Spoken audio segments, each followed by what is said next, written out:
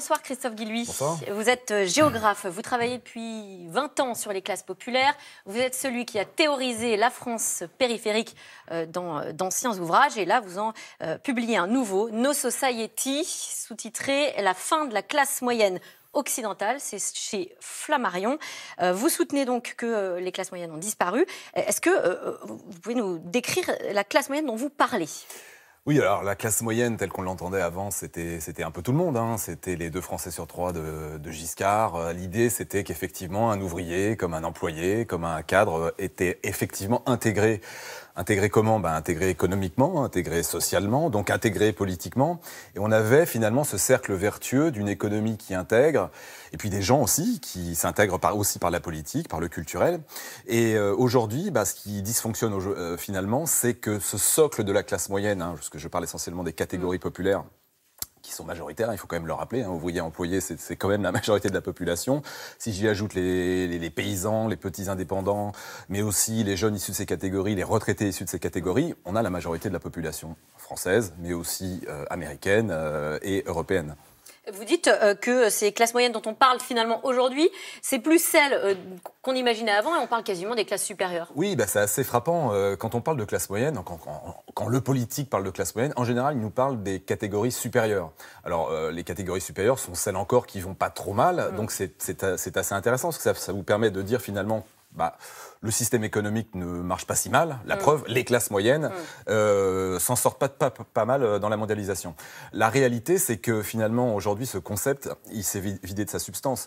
Le socle de la classe moyenne, ouvriers, employés, les petites gens finalement, qui formaient vraiment le socle de la classe moyenne d'hier, vivent aujourd'hui déjà sur les territoires qui créent le moins d'emplois, donc dans cette France périphérique, mais qui est aussi cette Amérique périphérique ou cette Allemagne périphérique. Et on voit bien que le processus de désaffiliation politique, qui n'est pas seulement d'ailleurs les mouvements populistes, c'est aussi l'abstention, ne cesse d'augmenter au rythme de ce que j'appelle le temps de la sortie de la classe moyenne. Alors justement, dans votre livre, vous élargissez votre réflexion à l'international. Donc on voit, et vous venez de le dire, que ce n'est pas une exception en France, c'est cette France périphérique. Grande-Bretagne, Suède, Allemagne, Italie, ça c'était prévisible ? C'est-à-dire qu'en fait, on a un modèle mondialisé, ce qu'on appelle la mondialisation. Alors après, on peut discuter à l'infini de la définition, mais on a bien quelque chose qui tourne autour de la polarisation de l'emploi, qui est aussi une polarisation géographique, avec une concentration de l'emploi, des emplois les plus qualifiés. Et des richesses. Voilà, dans les grandes métropoles, ce que j'appelle les nouvelles citadelles du XXIe siècle. Et vous avez là, en fait, les gens qui bénéficient le plus de la mondialisation. Alors, ça ne veut pas dire, évidemment, que sur les autres territoires, il n'y a rien, qu'on est dans la paupérisation, etc., etc. Mais ça veut dire que les champs du possible se restreignent. Donc, finalement, l'idée que je suis intégré par mon travail n'est plus réellement vraie dans ces territoires-là. Et on le voit parfaitement, par exemple, en Grande-Bretagne. Vous avez une hyper-concentration de l'emploi dans le Grand Londres et des autres territoires de régions industrielles. Mais pas seulement. C'est-à-dire que ce qui est vraiment frappant aujourd'hui, c'est qu'on nous avait dit finalement, la mondialisation, il allait y avoir quelques pots cassés, la classe ouvrière finalement allait disparaître, mais finalement c'est pas très très grave, ce n'est que la marge de la structuration sociale. C'est pas le cas. Ce n'est pas le cas, c'est-à-dire qu'on voit bien aussi qu'il y a des zones rurales, on voit bien aussi qu'il y a d'autres catégories, alors les paysans, les petits employés, etc. On voit bien aussi des villes moyennes. Vous parlez des petits cols blancs. Bien sûr, des petits cols blancs, etc. Donc on voit bien un processus finalement qui gagne au fur et à mesure un nombre très important de catégories sociales, et mis bout à bout, ça forme ce qu'on appelait hier cette classe moyenne occidentale, qui portait aussi les valeurs finalement d'intégration et d'assimilation qu'on avait hier. Alors cette nouvelle sociologie, est-ce qu'elle a eu des effets très concrets sur l'essor par exemple des mouvements populistes ? Oui, alors c'est assez visible quand on regarde les cartes. Aujourd'hui, les mouvements populistes un peu partout en Europe et aux États-Unis, c'est une géographie. Ces territoires, alors on va dire de l'Amérique périphérique ou de la France périphérique, mais zones rurales, petites villes, villes industrielles désindustrialisées. Alors évidemment, il y a des endroits qui fonctionnent bien dans ces territoires-là, mais globalement et en moyenne, on a bien ces territoires-là qui émergent. Et puis une sociologie. À chaque fois, vous allez retrouver des catégories modestes, populaires, ouvriers, employés, même dans des pays riches. Qui se sentent relégués. Dans des pays très riches comme l'Allemagne, vous avez aussi un vote populiste qui va être porté par une Allemagne périphérique, qui pourrait être l'Allemagne de l'Est, par exemple. Mais même dans des régions très riches comme la Bavière, vous allez aussi avoir finalement des petites villes, des zones rurales, et puis plutôt des catégories ouvrières qui votent pour ces partis-là. Et du coup, Emmanuel Macron et sa victoire aux dernières présidentielles, c'est quoi? C'est une exception?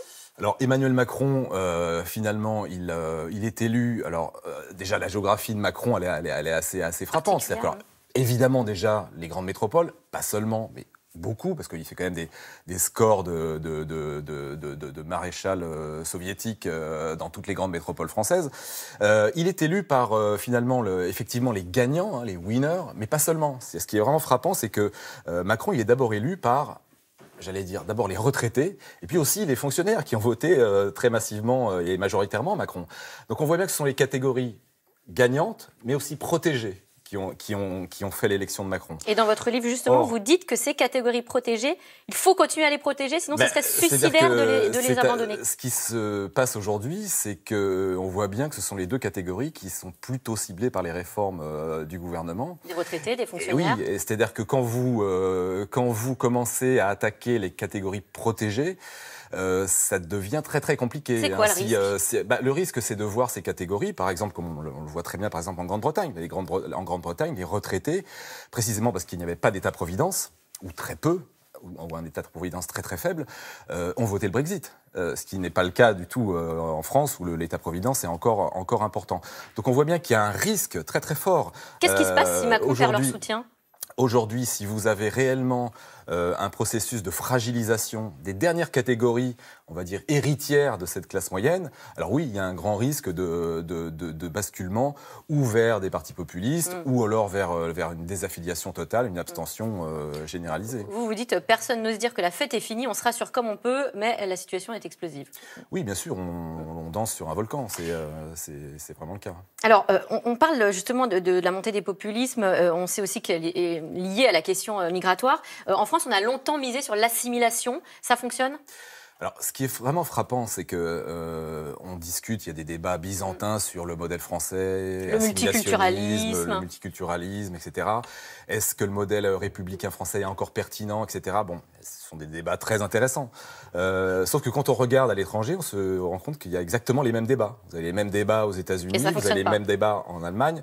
Vous avez même ces débats en Suède. C'est-à-dire que vous prenez donc des modèles extrêmement différents, très différents, et aujourd'hui, les mêmes difficultés, le même questionnement autour de la question des flux migratoires, le même questionnement autour du multiculturalisme. C'est-à-dire qu'aujourd'hui, nous avons basculé finalement dans une société multiculturelle. Personne ne l'a choisi, elle est là de fait. C'est pour ça que d'ailleurs le débat pour ou contre la société multiculturelle est absurde, puisqu'on est déjà dedans. Et ce qui est très frappant, c'est que tout ça se clive aujourd'hui socialement. C'est-à-dire que quand vous regardez les sondages, vous avez aujourd'hui une majorité des catégories modestes qui sont aujourd'hui pour la régulation des flux migratoires, et inversement, on va dire des catégories supérieures qui seraient plus du côté de l'open society. Ouais. L'open society. Vous dites que c'est une arnaque, la société ouverte. C'est-à-dire que c'est la grande fake news de la mondialisation, l'open society. C'est-à-dire quand on regarde les choses de près, les gens qui vendent le plus la société ouverte sont ceux qui vivent dans le plus grand grégarisme social, ceux qui contournent le plus la carte scolaire, ceux qui vivent dans l'entre-soi et qui font des choix résidentiels, évidemment, qui leur permettent, à la fin, de tenir le discours de la société ouverte, puisque de toute façon, ils ont, eux, les moyens de la frontière invisible. Et précisément, ce qui est, à l'inverse, la situation des catégories modestes, c'est qu'elles n'ont pas les moyens de la frontière invisible. Ça n'en fait pas des xénophobes ou des gens qui sont absolument contre l'autre. Ça fait simplement des gens qui veulent qu'un État régule. Très très rapidement quand même, dans les solutions, vous dites qu'il faut se retrousser les manches, aller dans le dur, en oubliant ce truc absurde de premier de cordée. Et écouter sérieusement ceux qui ont des choses à dire. Elle est très séduisante, cette idée du premier de cordée, parce qu'elle vous permet finalement de ne pas traiter les questions de fond en disant... finalement, on verra bien demain, on va booster par exemple les grandes métropoles et puis derrière, avec un peu de péréquation, tout ira bien. Aujourd'hui, on se rend compte que ce modèle-là, alors c'est pas qu'il est rejeté, parce que n'oublions pas que les gens ont joué le jeu. Ils ont joué le jeu de la mondialisation, ils ont joué le jeu de la métropolisation, mais ça n'a pas fonctionné. Donc aujourd'hui, il faut simplement les écouter. Merci beaucoup Christophe Guilluy. Merci. Merci, je rappelle le titre de votre livre, No Society, la fin des classes moyennes occidentales. Tout de suite, c'est dans l'air avec Caroline Roux.